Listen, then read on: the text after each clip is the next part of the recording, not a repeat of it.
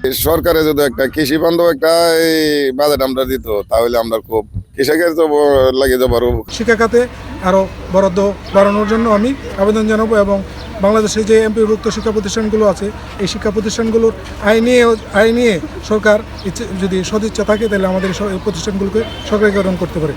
দ্রব্যমূল্যের দাম যাতে সাধারণ ক্রেতাদের নাগালে থাকে, যারা তারা স্বস্তি নিতে পারে আর কি, বাজারে যেয়ে যাতে তারা মোটামুটি পরিবারের জন্য বাজার করে আসতে পারে।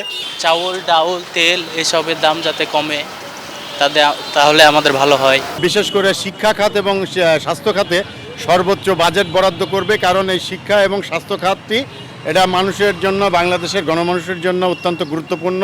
সরকার যেন এই বাজেটটা যাতে গরিব দুঃখ মানুষের দিকে তাকায় যেন এই বাজেটটা যাতে তৈরি করে। দারিদ্র বিমোচন, শিক্ষা খাত, বেকার সমস্যার সমাধান, স্বাস্থ্য খাত এবং প্রতিরক্ষা খাতকে আমরা এবার গুরুত্ব দিতে বলবো এবং সাধারণ ভোগ্যপণ্যতে যাতে নতুন করে যাতে শুল্ক বসানো না হয় এবং জনগণের উপর নতুন করে যেন ট্যাক্স বসানো না হয়, এটাই আমরা প্রত্যাশা করি। উত্তরাঞ্চলে আমাদের কৃষির উপর নির্ভরশীল, জানেন আপনারা, শিল্প, আমাদের সব কিছু, ব্যবসা বাণিজ্য যেন আমাদের প্রসার হয়, বাজেটের যেন বড় অংশ আমাদের এই উত্তরবঙ্গে দেওয়া হয়, যাতে সবার সুবিধা হয়, জিনিসপত্রের দাম যেন না বাড়ে। অযথা বাজেট করে যাতে জনগণের মাথার উপর ট্যাক্সের বোঝা না চাপায়।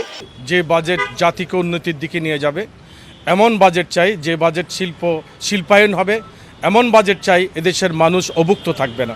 চাই রাজস্ব বৃদ্ধি হোক, কিন্তু আমাদের কাছে দুর্নীতিমুক্ত করার জন্য, ঘুষমুক্ত করার জন্য আমাদেরকে আইনগুলো সংস্কার করে দেওয়া হোক। আমাদের বন্দর ব্যবস্থাপনা থেকে শুরু করে আমাদের লজিস্টিক যেই সাপোর্টগুলি আছে সেগুলির বিষয়ে এবং অন্যান্য অনেক যেই এনপিআরের অন্যান্য যেই অঙ্গগুলি আছে, বিশেষ করে কর কাঠামোতে, ব্যাট, বন্ড সিস্টেমে, এগুলিতে একটু আধুনিকায়ন করতে হবে।